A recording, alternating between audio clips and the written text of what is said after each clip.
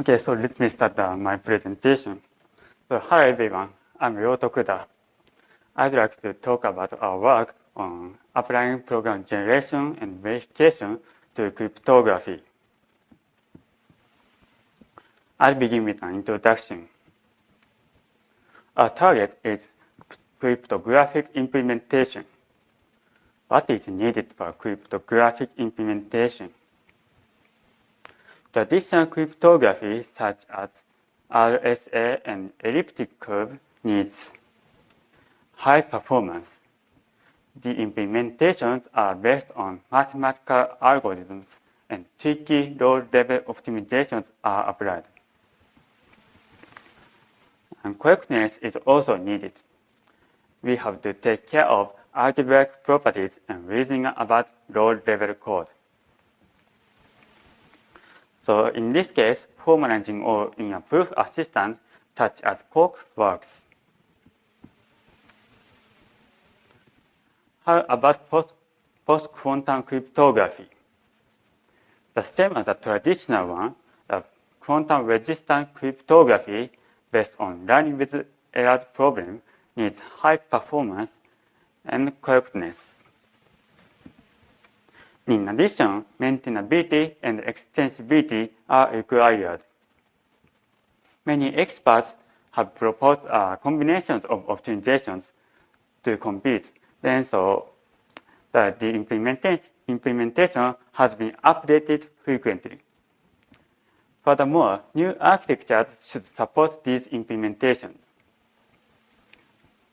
Therefore, formalizing all may not work in post-quantum cryptography. Program generation techniques can solve this problem. Program generation can cover high performance, maintainability, and extensibility. We can generate and maintain efficient code by using program generation. And Masuda and Kameyama proposed a method that unifies program generation, analysis, and verification. Thanks to their work, the correctness of the code can be assured. This work advances Masuda and Kameyama's work. And Masuda and Kameyama generated NTT code, which is a component of a cryptographic implementation. In addition, they found a new optimization. So in this work, we have found more optimizations and proved that our code is the most optimal. For correctness, they verified the generated NTT code. Similarly, we have generated and verified polynomial multiplication code. Before going into the details, let me give background on cryptography and the tagless final embedding. For key establishment algorithms in post-quantum cryptography, most finalists of the candidates are based on the learning with errors problem. In this algorithm, the polynomial multiplication is performed. Its order is n log n, so it's a computation-heavy part in the cryptographic implementation. Let me explain the details of the polynomial multiplication. Two polynomials fx and gx are given, and NTT is applied to each polynomial. After element-wise multiplication of the result, the inverse NTT is applied. The result is a desired product in cryptographic implementation fx gx modulo x to the power of n plus 1.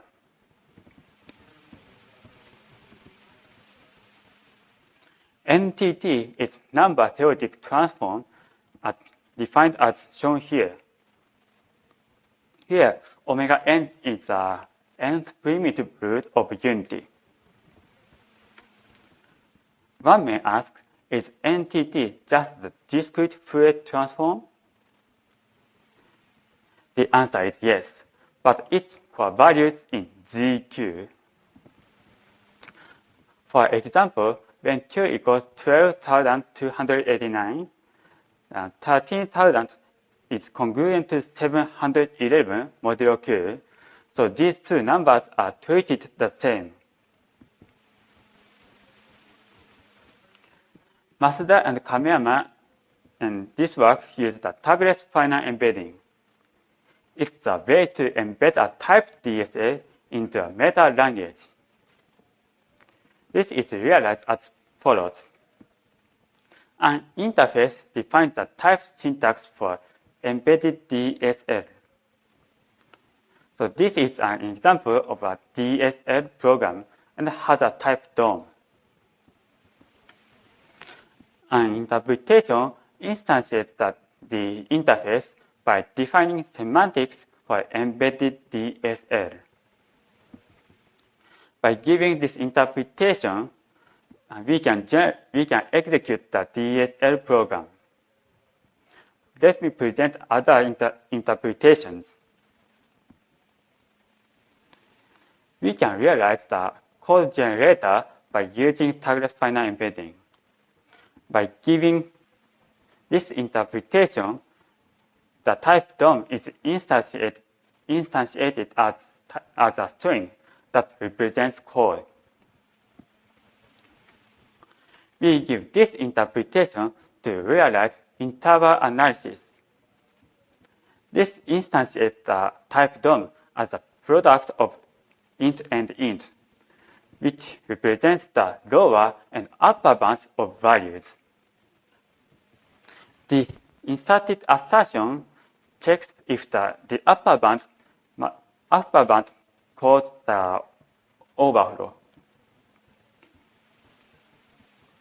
In addition, this interpretation realizes a formula generator. We can generate mathematical formulas for the result of the DSL program. In this work, a DSL program is instantiated in some ways as we have seen. The first is code, the second is an interval for analysis, and the third is the formula for verification. From here, I talk about our work. The first work is the analysis-driven optimization. This is the Curie-Tukey algorithm which computes FFT. In NTT, the modulo Q operation is performed many times and it's expensive. For efficiency, tricky low-level implementations for efficiency, the code is realized by tricky low-level implementations. One example is this byte reduction. It realizes modular reduction by subtracting a multiple of Q from the input. It means that this reduction returns a value congruent to the input modulo Q. So the code is also tricky in the sense that byte reduction is used for U plus 2 times Q minus T. In addition, Montgomery reduction performed after multiplication is even trickier. You may not understand the meaning of this implementation.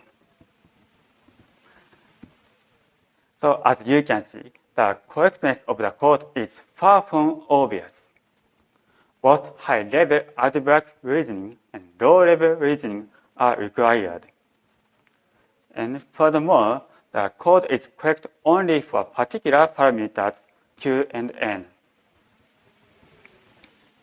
However, Masuda and Kameyama successfully generated a shimmed optimized code for NTT which outperforms New Hope, which is a component of which is a cryptographic implementation.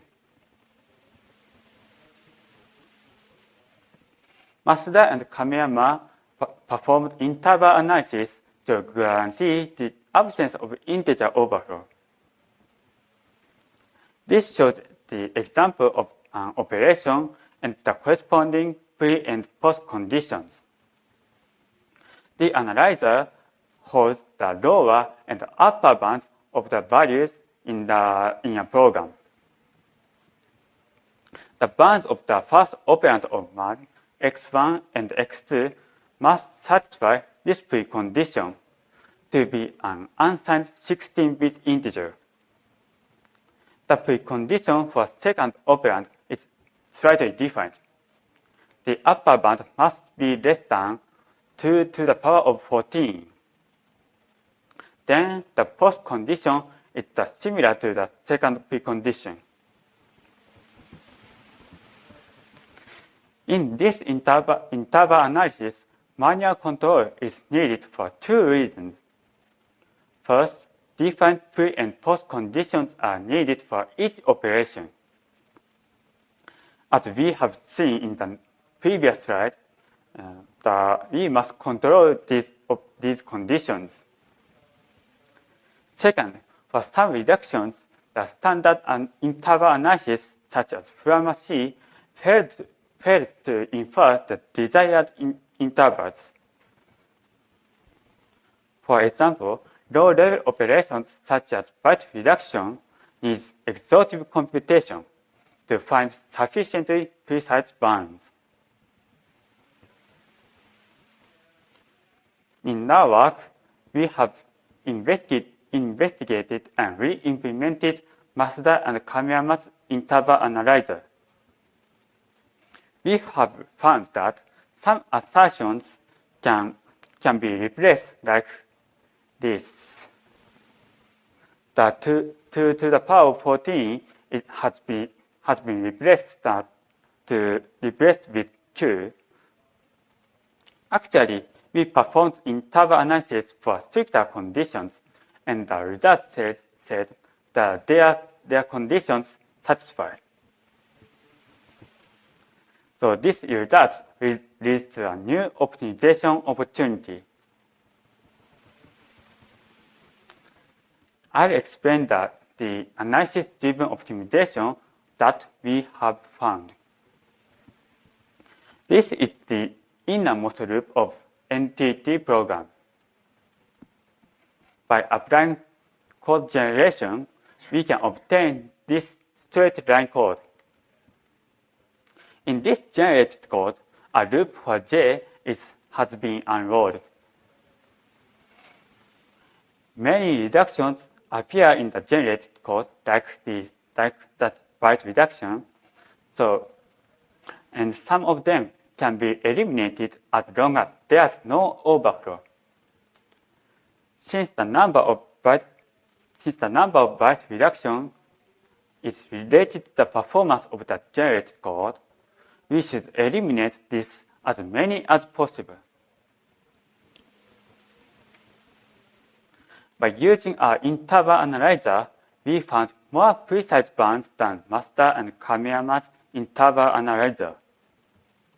From this, we have found that we can eliminate 69% of reductions. It can improve the performance of the generated code. Please see our paper for more details.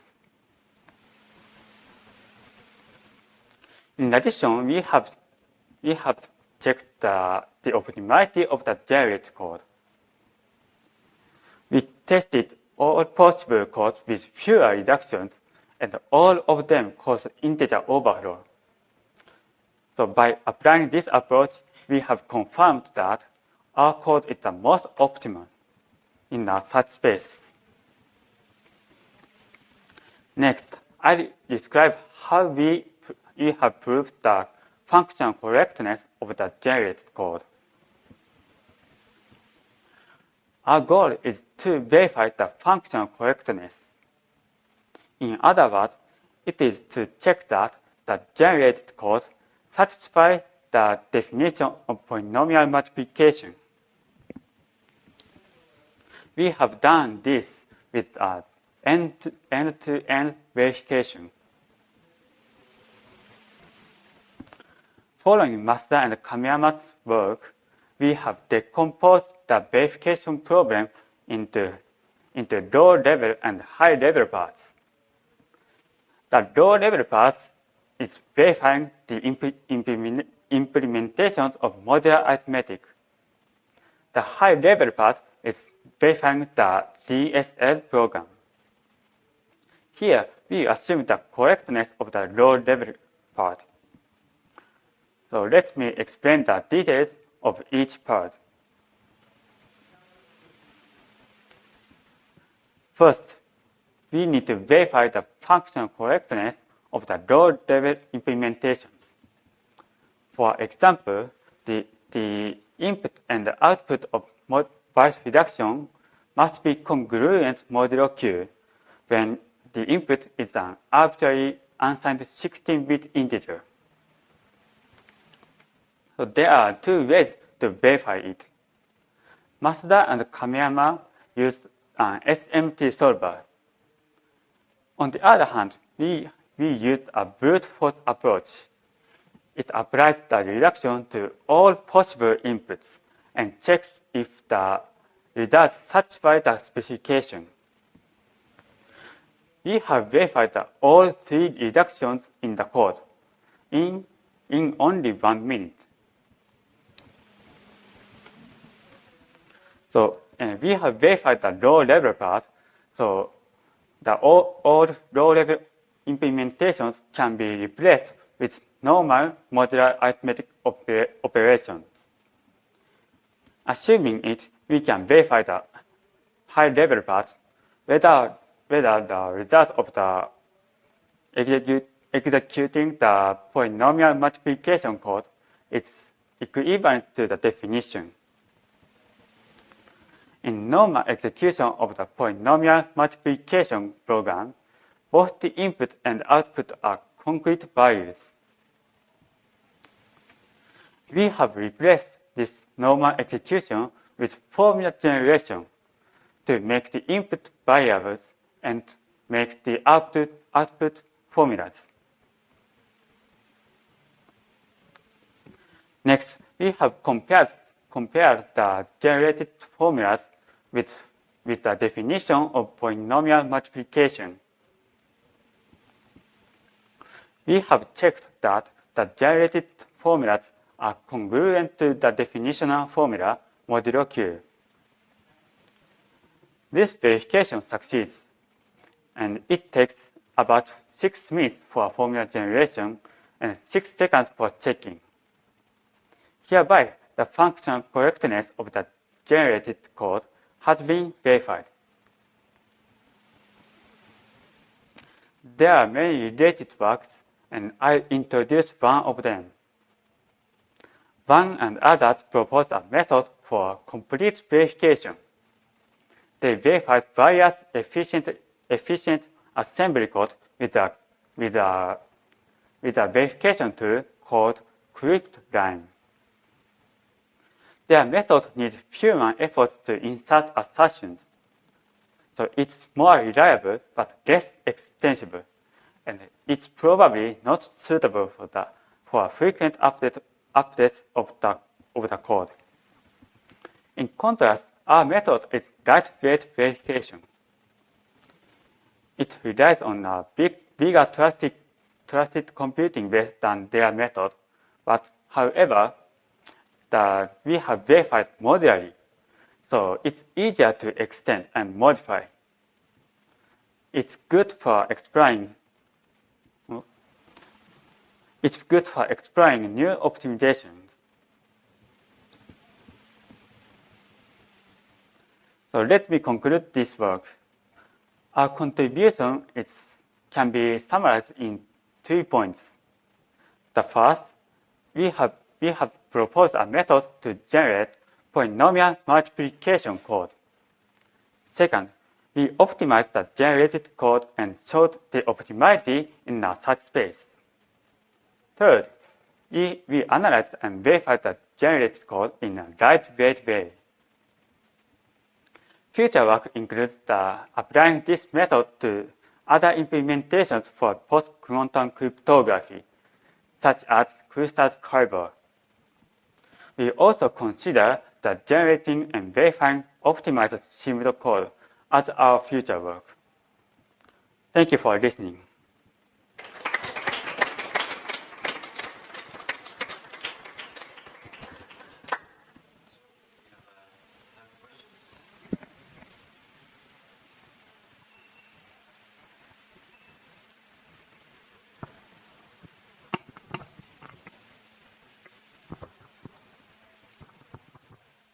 When doing NTT in the multiplication operations and the Montgomery reduction, you're multiplying by a pre-computed constant. Is that correct? And if so, can you optimize the multiplication because you know the constant? Sorry, one more time. So when doing the multiplications inside the entity, you're multiplying by constants from a table. Is that correct? Yes. Yes. So how do you optimize the multiplication based on the values of the constants, or do you treat them as opaque? I used one particular constant for the NTT program, and but we believe that we can this method can use another parameters, and similarly we can generate and verify the code. So we think the constants for the entity doesn't matter for the our method. Thank you.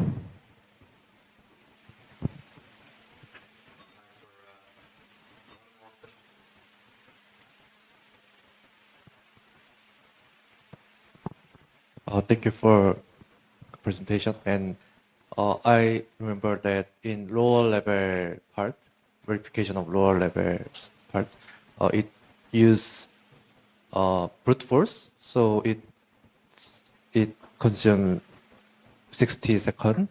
Yes. And does it grow larger when the parameters of the Q or N grows, or it is constant? Yes, it's constant. Thank you.